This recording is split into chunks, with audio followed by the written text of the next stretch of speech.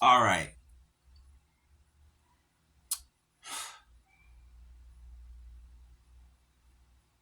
Lord, let me decrease while you increase in me fully. In Jesus' mighty name. Take the blood of Jesus from the crown of my head to the soles of my feet. Father God, and silence any other voices except that of the Holy Spirit. In Jesus' mighty name, amen. Let me tell you what's going on. Okay. So, Holy Spirit gave me something in Genesis. Okay. Genesis 4. All right. And this is significant because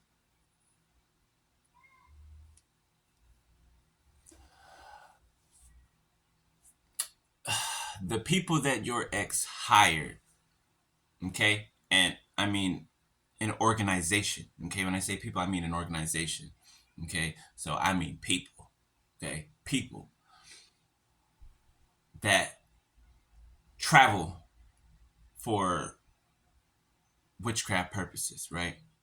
Go to visit temples in these faraway places and do rituals in those temples and sacrifices and um anyway,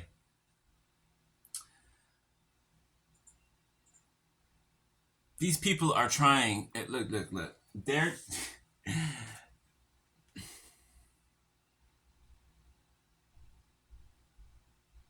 these people are trying to sacrifice. They're trying to give an offering to God for doing witchcraft on you.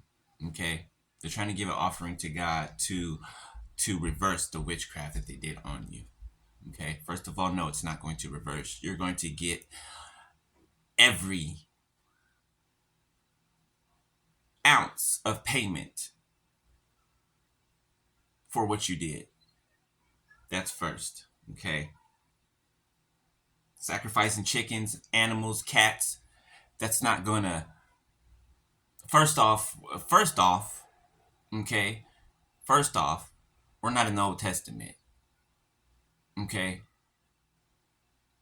so those blood sacrifices to the Lord, they're of none effect. First off, okay, 2 3 4 on my timer. That's what Jesus came for. All right. So them trying to do this, right? Thinking that God's going to accept it. Okay. Look. As soon as I heard that, the Holy Spirit said, well, I heard that they had grabbed a verse out of Genesis, right, that talked about the blood having to, the earth having to basically have blood, right? Basically, the earth, you need to give the earth blood for what you've done, right? Um, it said something like that in a verse in Genesis. Okay, so I guess they tried to take that and sacrifice animals to appease God or something. 3 3 3 on my timer. Uh, so then the Holy Spirit says, Cain and Abel to me. Cain and Abel, right? Remember the story, Cain and Abel. 3 4 5 on my timer, right? The story of Cain and Abel, right? This is like so similar. It's almost photographically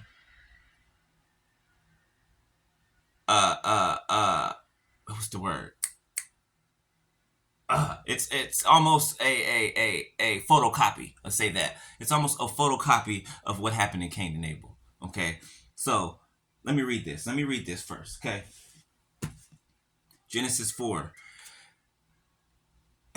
And Adam knew Eve, his wife, and she conceived and bare Cain. And said, I have gotten a man from the Lord. And she bare his brother Abel. And Abel was a keeper of sheep, but Cain was a tiller of the ground. And in process of time it came to pass that Cain brought of the fruit of the ground an offering unto the Lord. And Abel, he also brought of the firstlings of his flock and of the fat thereof. And the Lord had respect unto Abel and to his offering. But to Cain and his offering he had no respect. And Cain was very wroth, and his countenance fell. And the Lord said unto Cain, Why art thou wroth? And why is thy countenance fallen? If thou doest well, shalt thou not be accepted? And if thou doest not well, sin lieth at the door, and unto thee shall be his desire, and thou shalt rule over him. And Cain talked with Abel his brother, and it came to pass, when they were in the field, that Cain rose up against Abel his brother, and slew him. And the Lord said unto Cain, Where is Abel thy brother?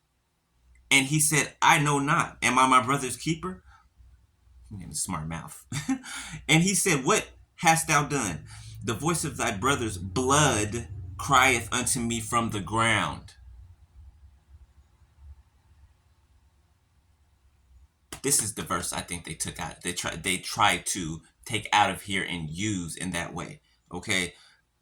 Read again. And he said, What hast thou done? The voice of thy brother's blood crieth unto me from the ground. And now thou art cursed from the earth, which hath opened her mouth to receive thy brother's blood from thy hand. Yeah, that's it. When thou tillest the ground, it shall not henceforth yield unto thee her strength. A fugitive and a vagabond shalt thou be in the earth. And Cain said unto the Lord, My punishment is greater than I can bear. Behold, thou hast driven me out this day from the face of the earth, and from thy face shall I be hid, and I shall be a fugitive and a vagabond in the earth. And it shall come to pass that every one that findeth me shall slay me. I didn't even notice that. He prophesied that over himself. Dang. And the Lord said unto him, Therefore, whosoever slayeth Cain, vengeance shall be taken on him sevenfold. And the Lord set a mark upon Cain, lest any finding him should kill him. And Cain went out from the presence of the Lord and dwelt in the land of Nod, on the east of Eden.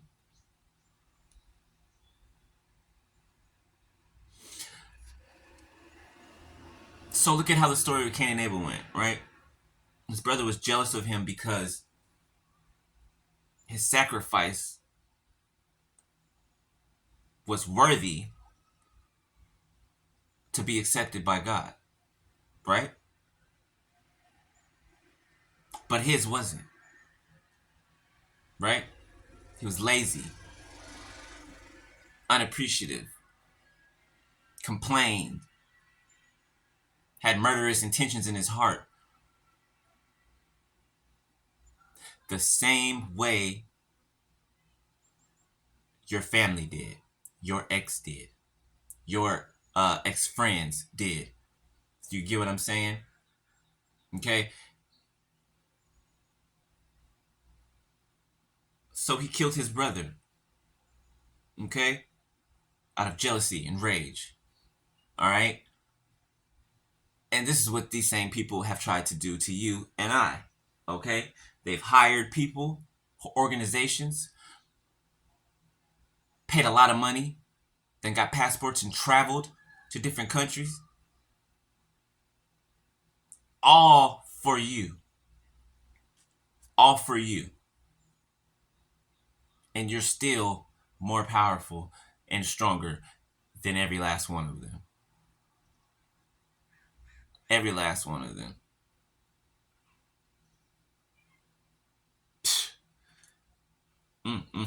So God marked Cain, right? He marked him, right? And banished him, right? The mark was so that nobody would kill him, okay? Nobody would take his life, right? But I believe that was a part of his punishment as well. See, Cain was scared because he thought other people would kill him. But I think the bigger picture, the bigger aspect of it, I think that was a part of Cain's punishment, to be banished and to roam the earth, and with that guilt on his heart, right? With the sorrow of heart and everything that came along with what he did, right? I mean, because after all, you killed your brother because you were jealous, right? So it's like God has put the same mark on them, right? They're roaming aimlessly right now. Okay, they tried to send homelessness to you, right? Stop your money, right? Wanted you in poverty. Okay, wanted you to be homeless. All right, sent death towards you. Okay, the spirit of suicide, they sent that towards you. By any means necessary, they were trying to take you out. By any means necessary. Any means necessary. I don't know who this is for, but my eyes just went straight to it. So Holy Spirit is making me to read it. Genesis 2:18. And the Lord God said, it is not good that the man should be alone. I will make him a helpmeet for him. So if somebody's you must be waiting. If you're waiting on a destiny helper or a partner or whatever that is, uh, it's about to show up for you. Okay. But back to Cain and Abel. Okay. Let me read this other part. Okay, so this part. But unto Cain and to his offering he had no respect. Okay, and Cain was very wroth, and his countenance fell.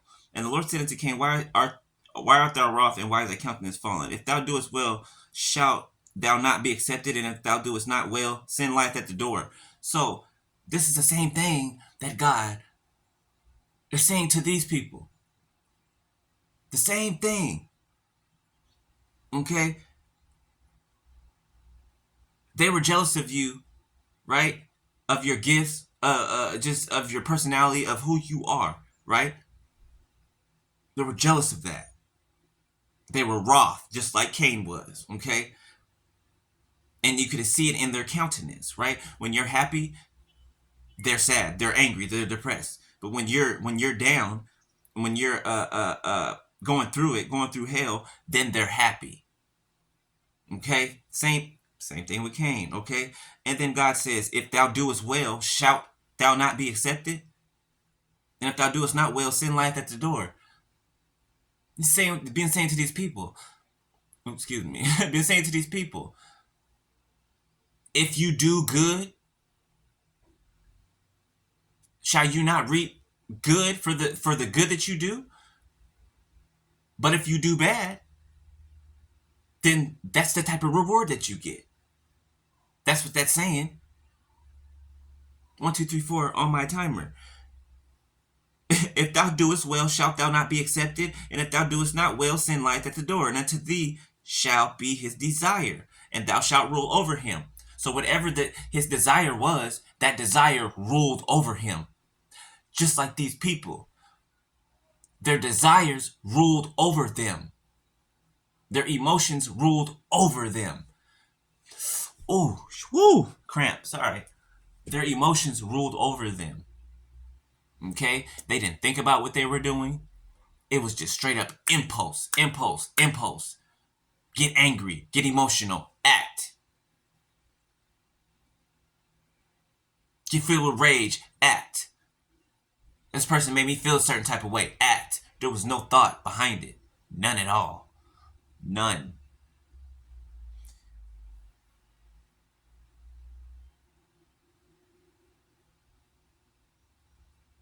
In this part, and the Lord said unto Cain, where is Abel thy brother? And he said, I know not. Am I my brother's keeper? And he said, what hast thou done? The voice of thy brother's blood crieth unto me from the ground. They were scapegoating you the whole time, right? They were scapegoating you, okay? Acting like they hadn't done nothing, blaming everything on you that they actually do behind closed doors, right? That's what narcissistic people will do. They will blame you and project everything that they are onto you, when really they know that they're the person that they're talking about. They're the wicked person they're talking about. They're the person that does evil things to try to manipulate people's lives behind the scenes. They're the ones that are open and give themselves to any and everybody. You know, witchcraft involves, witchcraft, okay, involves drug use, all right? And I mean hard drugs. Drug use, okay, lewdness, okay, sex, like orgies. They use that as a form because it's a high form of energy, like sexual energy. It's a high form of energy, like toxic energy, right? The way that they're using it, toxic. So they're doing all of that while they're doing all these rituals and everything. It's like a build up of toxicity that they just send out. 15:15 on my timer. You know what I'm saying?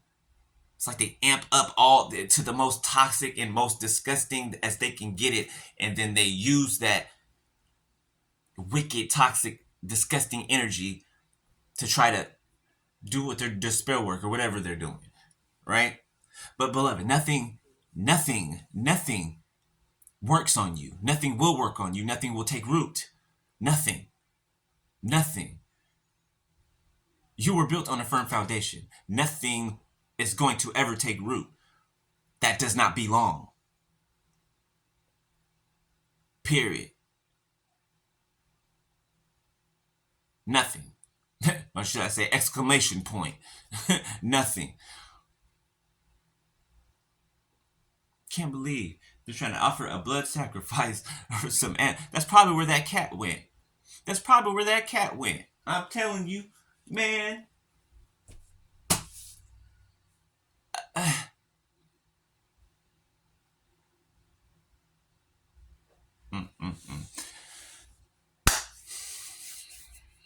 Ain't no reversing spell work that you did on this. There's no reversing that. You should have stopped when you were being directed to stop.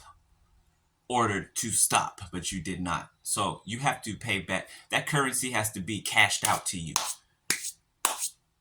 That's why I said you was writing checks that you couldn't cash. Heaven's cashing it for you. And hell's giving you your return. Peace out.